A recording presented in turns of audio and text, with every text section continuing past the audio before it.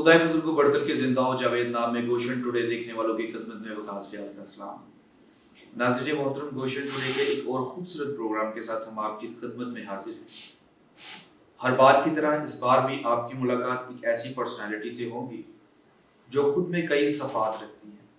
आज की ये जो पर्सनालिटी है ये हमारे लिए मशरे राह होंगी। किस तरह से लोग अपने सफ़र को शुरू करते हैं और किस तरह से फिर वो उसको करते जाते हैं और किस तरह से खुदा इज्जत बख्शता है। आज हमारे साथ एडवोकेट नादिया हमीद हैं। हम उनसे बातचीत करेंगे, उनके सफ़र के बारे में सुनेंगे कि किस तरह से उन्होंने अपनी जर्नी को शुरू किया और अब तक उन्होंने क्या अचीव किया है, किस तरह से वो अपनी कौम की खिदमत कर रही हैं। वेलकम मैम ऑन गोशन today. Thank you. We are very thanksful कि आपने अपने कीमती वक्त में से हमारे लिए टाइम निकाला। तो कैसा लग रहा है आपको गोशन में आके? मैं थैंक यू करूँगी सबसे पहले आपका और भूषण प्रोग्राम का, और साथ में जो आपका चैनल है HF TV, कि मुझे उन्होंने मदऊ किया कि आपके साथ आके अपनी लाइफ की जो जर्नी है वो शेयर कर सकूँ। मैम, किस तरह से आपने अपने सफ़र का आगाज़ किया?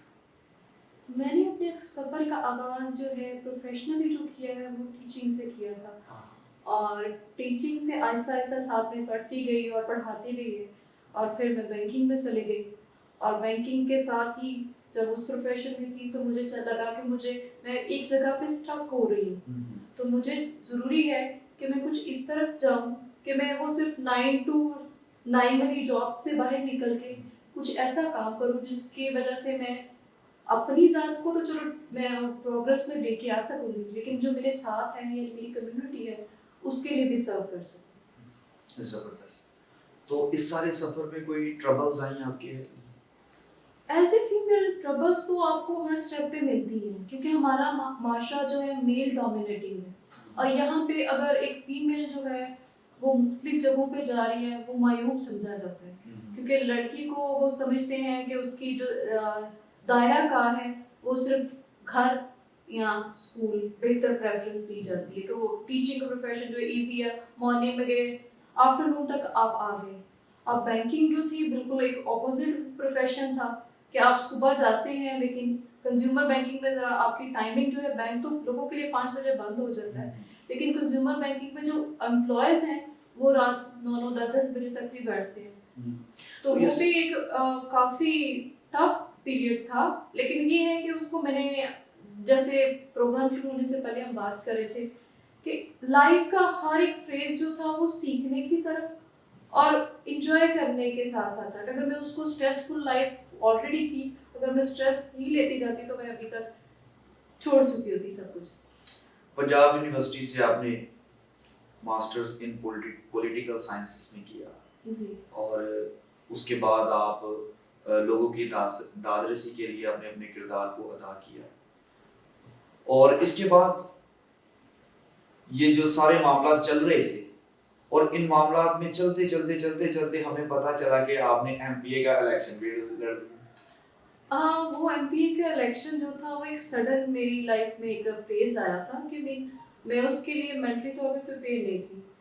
मेरे सीनियर काशिफ अलेक्जेंडर साहब, उन्होंने, मेरे फादर ने, और सबसे ज़्यादा जो सपोर्ट करने वाले थे अंकल जोसेफ फ्रांसिस और उनकी बेटी ईका ने मेरा नाम सजेस्ट किया, क्योंकि हम लोग, वो मुझे एक और रेफरेंस से एनजीओ वर्क के सेक्टर से जानती थी, तो वो मेरे बोलने चालने से, एक्सप्रेस करने से वो काफ़ी अच्छे तरीके से वाकिफ थी, तो उन्होंने मेरा सजेस्ट किया। फिर मेरे जो भी सीनियर हैं सर काशिफ और फादर तक बात पहुंची और मुझे कहा जी तुम्हें करना है, हुक्म मैं 2-3 दफ़ा उसमें क्विट भी करने की कोशिश की, लेकिन सब ने ज़बरदस्ती मुझे भेजा, और शुक्र है खुदा का कि वो भी एक एक्सपीरियंस अच्छा था। तो इसमें आप अपनी कैंपेन के लिए खुद ही जाती थी? नहीं, बेसिकली मैं थी फीमेल की मखसूस निशिस्त हूँ, हाँ। तो उसके लिए ये होता है कि पार्टी अगर इलेक्ट होती है उसमें कुछ सर्टन सीट्स लेती हैं, तो वो जो होता है आपका रिजर्व कोटा, उसके अंदर से वो आपको ऑटोमेटिकली आप हो जाते हैं, इलेक्ट हो जाते हैं। स्कूल से लेकर पॉलिटिक्स तक ये सारे जो सफर फ्रेजेस आपने एंजॉय किए, सबसे बेस्ट कौन सा?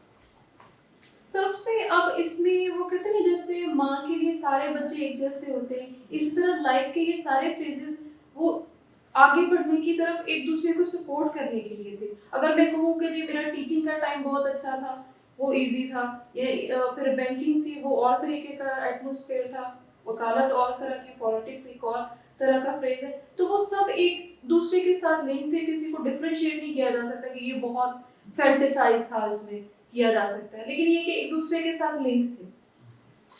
मिस, इसमें ये भी होता है, मैं जो आपसे पूछना चाह रहा हूँ, इंसान बहुत से काम करता है, वो एक ही वक्त पे बाप भी है, बेटा भी है, भाई भी है, शौहर भी है, टीचर भी है, लेकिन वो किसी ना किसी एक जगह पे आके खुद को सिक्योर फील करता है। सिक्योर पार्ट, जहाँ पे आप स्टेबिलिटी की बात करती हूँ, तो मैं वकालत के प्रोफेशन को अपने लिहाज से स्टेबल समझती हूँ कि आपको फ्रीडम है, आप राइट के लिए अपनी भी आवाज उठा सकते हो और दूसरों के लिए। आपको वो किसी 9 to 5 या आप किसी की एम्प्लॉय नहीं हो, तो जब आप एम्प्लॉयमेंट के अंदर आते हो तो आपकी और रिस्पॉन्सिबिलिटी होती है। तो ये एक वकालत जो है वो एक बिजनेस की तरह है, जिसमें आपने खुद जितनी इन्वेस्टमेंट करेंगे अपने टाइम की, अपनी सिंसियरिटी की, उतना ही आउटकम आपको मिलेगा। जबरदस्त। जी, तो नाज़रीन, हम खूबसूरत बातें कर रहे हैं नादिया हमीद से। वक्त है ब्रेक का, मिलते हैं ब्रेक के बाद। Welcome back after the break. Advocate Nadia Hameed हमारे साथ हैं। मिस, आपने बहुत कुछ किया, इसके अलावा आप मेंबर भी हैं उम्मीद पार्टनरशिप की, तो इसके बारे में हमें बताइए। एनजीओ सेक्टर में जब आप वकालत में आके जब आप ह्यूमन राइट डिफेंडर के तौर पर आगे आते हैं, तो बहुत सी ऑर्गेनाइजेशन जो आपके साथ अटैच होती है। तो उम्मीद पार्टनरशिप भी एक ऐसी एनजीओ थी जो कि मैं पहले इनिशियली तो मैं एज ए एडवाइजर उनके साथ अटैच हुई लाहौर की सतह पे, और आहिस्ता आहिस्ता वो हम लोगों की इतनी अच्छी इंटरेक्शन होगी और उनके मामलात में भी अच्छा साथ चलता रहा। तो अभी वो रिसेंटली उन्होंने मुझे अपने बोर्ड मेंबर में भी शामिल कर लिया। तो ये है कि एक अच्छा है कि वो एजुकेशन के ऊपर ज़्यादा फोकस कर रही है, जो कि मेरा भी शुरू से ही रहा है, प्रोफेशन भी था कि एजुकेशन, आपने एक कम्युनिटी को मजबूत बनाने के लिए ज़रूरी है कि हम अपनी कम्युनिटी को एजुकेशन की तरफ लेके आए। जब एजुकेशन होगी, स्किल होगा उनके पास, हम उनको डिफरेंट तरीके से ग्रूमिंग करते रहेंगे, तो हम कम्युनिटी को जो कुछ अर्सा पहले मिसाइल का शिकार थे, उससे निकालने में बहुत हेल्पफुल होगी। और साथ में कुछ और भी प्रोजेक्ट्स उनके विमेन के ऊपर, उनकी अवेयरनेस के लिए, हेल्थ पे, फिर मेंटल हेल्थ पे भी चलते हैं। तो वो काफ़ी एक अच्छा एक्सपीरियंस है। खुद भी लर्निंग प्रोसेस में हम होते हैं कि हर टाइम कुछ ना कुछ सीखने को मिल जाता है। आप हमें क्लैब के बारे में बताइए। आप चूंकि फाइनेंस सेक्रेटरी हैं क्लैब की, तो आप किस तरह से अपनी सर्विसेज को क्लैब के लिए दे रही हैं? क्लैब जो है, यानी Christian lawyer association in Pakistan, non funding इदारा है, जिसको बार से वो आप कलेक्टिवली कोई फंडिंग हो, जैसे अभी कोरोना रिलीफ फंड्स थे, तो उसमें मैंने जो एफर्ट किए एज ए फाइनेंस सेक्रेटरी होते हुए, कि मैं बार के अंदर इक्वली हमारे जो लॉयर्स हैं, क्रिश्चियन लॉयर्स को, उनको उसमें अकोमोडेट किया जाए, कि उनको भी फंडिंग में हिस्सेदार बनाया जाए। ये ना हो कि वो सिर्फ एक स्पेसिफिक लोगों तक ही महदूद कर दी जाए। तो उसके लिए वो खुद एप्लीकेशंस भी उनकी फॉरवर्ड की, कि उसके अंदर प्रॉपर प्रोसीजर्स होते हैं, वो अपनाए गए। और आगे भी खुदा ने चाहा, लाहौर बार से, हाई कोर्ट बार से तो ले चुके हैं, पंजाब बार के लिए भी डिस्कशन मेरी चल रही है उनके जो डिपार्टमेंट के साथ, और वो मोस्ट प्रॉबेबली नेक्स्ट वीक से वो भी स्टार्ट हो जाएंगी। क्योंकि वो माइनर रकम है, अभी बिजनेस वगैरह किसी का नहीं है, काम नहीं है इस कोरोना की पेंडेमिक की वजह से। तो फिर ये है कि हम सपोर्ट कर सकते हैं, हमारे पास खुद के तो फंड्स नहीं है, जो कि मैं हमेशा फॉर्म्स जितने भी फोरम पे जाके बोलते हैं तो यही बोलते हैं कि नॉन फंडिंग इदारा है हमारा जो क्लब है। तो हम कोशिश करते हैं कि जहाँ से भी हमें अकोमोडेट, या तो उनको लीगल सर्विसेज के थ्रू, केसेस के थ्रू, या किसी तरीके से आप फैसिलिटेट कर सकते हैं, वो करिए जाए।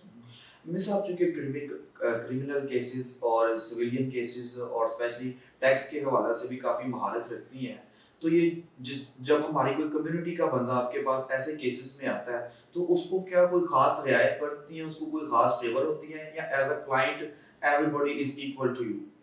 देखिए, आप एक नेचुरल फिनोमेना है कि जहाँ पे आपको पता चल जाता है ये क्रिश्चियन है, तो आपके साथ में थोड़ी सी तो वो एफिलिएशंस हो जाती है। आप उसको चाहते हैं कि चलो ठीक है, इसको किसी तरीके से अकोमोडेट कर दें, केसेस के अंदर फीस उस तरह नहीं दे सकता, तो इट्स ओके, आप कम पैसों में भी कर दिया जाता है, उसमें नहीं है। लेकिन ये है कि हमारे जो सिविल मैटर्स हैं या क्रिमिनल मैटर्स हैं, वो आपको पता ही है कि मोस्टली लोग किन चीज़ों में फंसे होते हैं, किन कामों के अंदर या बेल्स होती हैं, तो वो मैनेज कर दिया जाता है ताकि हम उनको इंसाफ भी प्रोवाइड कर दें।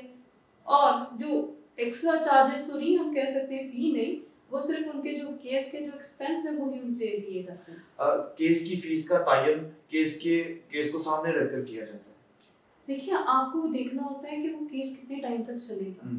अब कुछ केसेस हैं बहुत जल्दी 1 या 2 हियरिंग पे ही हो जाते हैं, तो उनको भी हमने देखना है कि उसके लिए क्या चार्जेस हैं, और वो सारा आपको मैनेज करना पड़ता है कि आपने किस तरह उसको सेग्रीगेट करना है, और मीन आपके क्लाइंट पे भी बर्डन ना हो और आपकी पॉकेट भी जो है ना वो भी आपको अजियत ना बने उसके लिए भी।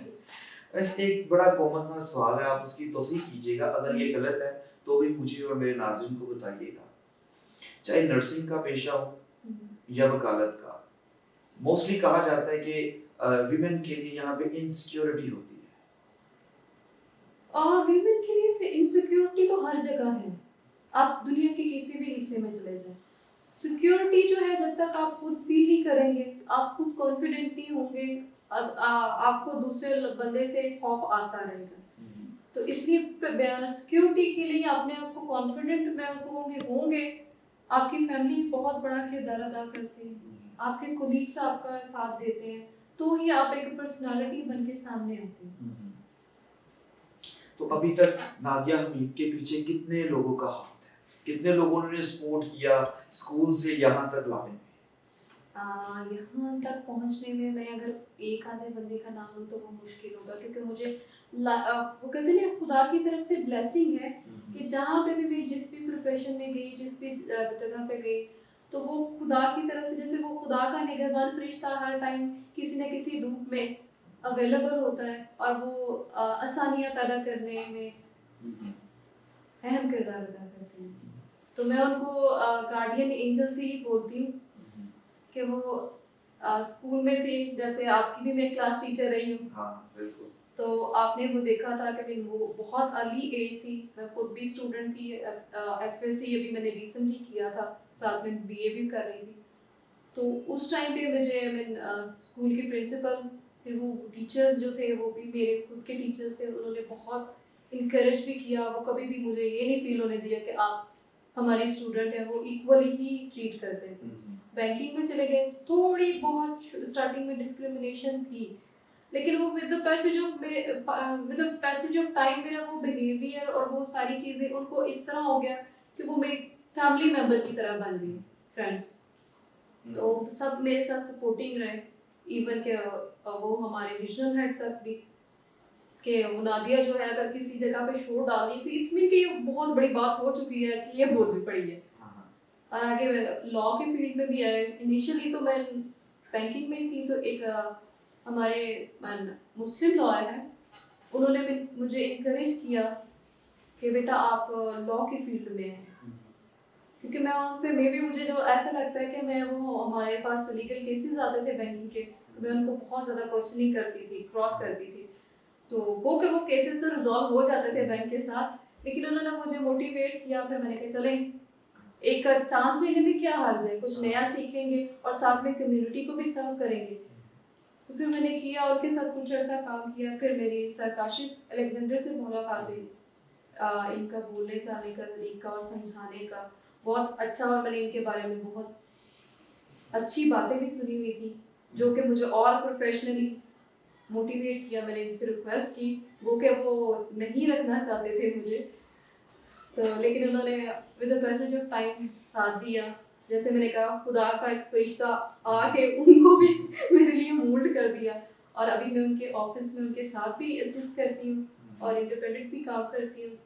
लेकिन ये है कि मैं उनसे गाइडलाइन हर काम में ले लेती हूँ, लॉ से रिलेटेड। ग्रेट, यानी कि एक ही शख्स को बनाने में कई लोग किरदार अदा करते हैं। हाँ, बिल्कुल ऐसा ही है। और बोलने के अंदर या मीडिया के अंदर आने में मैं कहूँगी कि फादर मोरिस जलाल का बहुत बड़ा हाथ है कि मैं इतने ओपनली जो है वो कैमरा को फेस कर लेती हूँ और कहीं पे भी कभी भी जाके इंटरव्यू दे के करके आ भी जाती हूँ, तो वो उनका किरदार है, यानी इसीलिए कैथलिक टीवी का। इसीलिए तो ब्यूरो चीफ भी है। हाँ, ब्यूरो चीफ की इसी का ही एक हिस्सा बनी थी, उनकी काविशों की वजह से, यानी उन्होंने जो मेरे पे मेहनत की थी उसकी वजह से मैं न्यू कैसल क्रिश्चियन नेटवर्क की ब्यूरो चीफ भी हूँ। तो इसके बारे में हमें थोड़ा सा बताइए। बेसिकली ये एक करंट अफेयर के ऊपर प्रोग्राम है जिसमें हम क्रिश्चियंस जो इश्यूज हैं पाकिस्तान के अंदर उनको रिड्रेस करने की कोशिश करते हैं और एक पॉजिटिव थॉट लेके आने की कोशिश करते हैं, क्योंकि अभी यूसीएच वाला इशू जो था सारे उसके खिलाफ लगे हुए थे, बहुत बड़ी एक मुहिम चली, लेकिन क्या हुआ कि हमने तो सरफेस वाली बातें सुन ली, लेकिन क्या अंदरूनी मामलात के अंदर जब हमने एंटर होने की कोशिश की तो वो फिर हमें पता चला कि ये भी मसाइल हैं। तो आगे बढ़ते गए, एक पॉजिटिव गेस्चर दिया, जिसके बाद आहिस्ता आहिस्ता सब जो है वो उसको पॉजिटिवली परस्यू कर रहे हैं और एक अच्छा इम्पैक्ट पड़ रहा है उस इदारे पे भी। और मेरी इसी तरह आपके चैनल से भी तो सबसे रिक्वेस्ट है सबसे कि बखुदारा अपने जो इंस्टीट्यूट है वो हमारी जिम्मेदारी है, गवर्नमेंट की या किसी और की नहीं। अगर उसके अंदर कुछ गलत हो रहा है ठीक है, उसको क्रिटिसाइज करने का आपका हक है, लेकिन उसके बेहतरी के लिए उसके सोल्यूशन लेके आए, ना कि उसके अंदर मजीद जो है वो टेंशन पैदा करने का बायस बने। जी तो नाज़रीन, हम खूबसूरत बातें कर रहे हैं, वक्त है ब्रेक का, मिलते हैं ब्रेक के बाद। Stay with us. Welcome back after the break. Advocate Nadia Hameed is with us. हम उनसे खूबसूरत बातें कर रहे हैं। तो अभी प्रेजेंट टाइम में मिस आप क्या कर रही हैं? प्रेजेंट टाइम में भी आप किसी कमेटी का हिस्सा है, कुछ आप कर रही हैं? प्रेजेंटली मैं लाहौर बार की मिनॉरिटी राइट कमेटी और साथ में जेल इंस्पेक्शन कमेटी की भी मेंबर हूँ। और अगर हाई कोर्ट में आ जाए, हाई कोर्ट में वुमेन कमेटी की मैं चेयरपर्सन भी हूँ, और इसके अलावा जेल इम्प्रिजनमेंट इंस्पेक्शन कमेटी की मैं वाइस चेयरपर्सन हूँ, और फिर आगे ह्यूमन राइट जस्टिस कमेटी की सीनियर वाइस चेयरपर्सन हूँ। और आगे पंजाब बार की तरफ आ जाए तो उसमें इंटरफेथ एंड हार्मनी कमेटी के भी वाइस चेयरपर्सन हूँ। फिर आगे उसमें मिनॉरिटी राइट कमेटी में भी वाइस चेयरपर्सन हूँ। फिर इसके अलावा जो है हमारी international relation and foreign affair committee की भी वाइस चेयरपर्सन हूँ। ग्रेट। तो आप इतना सब कुछ कर रही हैं, इतनी सब कुछ है, अब घर पे क्या है? घर पे मिस नादिया क्या है?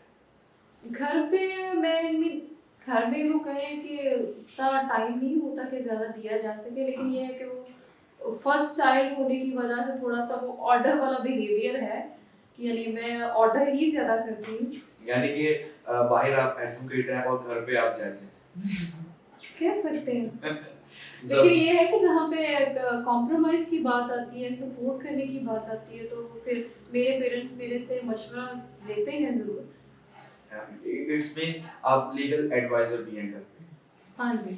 जबरदस्त। तो आप लास्ट में कोई मैसेज कन्वे करना चाहेंगे जो हमारी बहनें बेटियां इस फील्ड में आना चाहती हैं या किसी भी और फील्ड में जाना चाहती हैं, बट वो सोचती हैं कि यार इनसिक्योरिटी है, शायद माशरा किस तरह से हमें ट्रीट करता है, सोसाइटी का बिहेव कैसा होगा, तो आप कुछ कहना चाहेंगे उनके लिए? जी, मैं यही मैसेज देना चाहूँगी फीमेल्स के लिए कि राहें आपके पास अवेलेबल हैं। अगर आप इस खौफ से घर पे बैठ जाएंगे कि मैं लोग क्या कहेंगे या मैं बाहर जाके मेरे साथ कुछ हो जाएगा, तो फिर आप आगे नहीं बढ़ सकेंगे। आपको खुद स्ट्रॉन्ग बनना है, और साथ में उनकी फैमिली से भी रिक्वेस्ट करूँगी कि आप अपनी बेटियों को इतना कॉन्फिडेंस दें कि वो दुनिया के किसी भी हिस्से में या किसी भी फील्ड में चले जाएं तो वो अपने आप को एक प्रॉपर इंसान समझे, किसी से कमतर ना समझे। जी great, thank you very much, आपने अपने कीमती वक्त में से हमें टाइम दिया। जी तो नाज़रीन, आज के इस खूबसूरत प्रोग्राम में एडवोकेट नादिया हमीद हमारे साथ थी। हमने उनकी बातों को सुना, सीखा, और यकीन जानिए जिंदगी में आप कोई भी काम करने का इरादा करें तो आप उसको जरूर कर सकते हैं। सिर्फ और सिर्फ वक्त जरूरत है अपने आप में खुद एतमादी पैदा करने की। बाइबल भी हमें यही कहती है कि जो मुझे कुव्वत बख्शता है मैं उसमें सब कुछ कर सकता हूँ, और आप अपने आप को कमतर ना समझिए। अगर मिस नादिया हमीद इतना कुछ कर सकती हैं तो व्हाई नॉट यू? आप भी कर सकते हैं। सिर्फ और सिर्फ अपने आप को इस काबिल कीजिए, अपनी एजुकेशन पे फोकस कीजिए, ताकि लोग आप पे फख्र कर सकें, लोग आप पे प्राउड कर सकें। देखते रहिए गोशन टुडे, क्राइस्ट विलेज।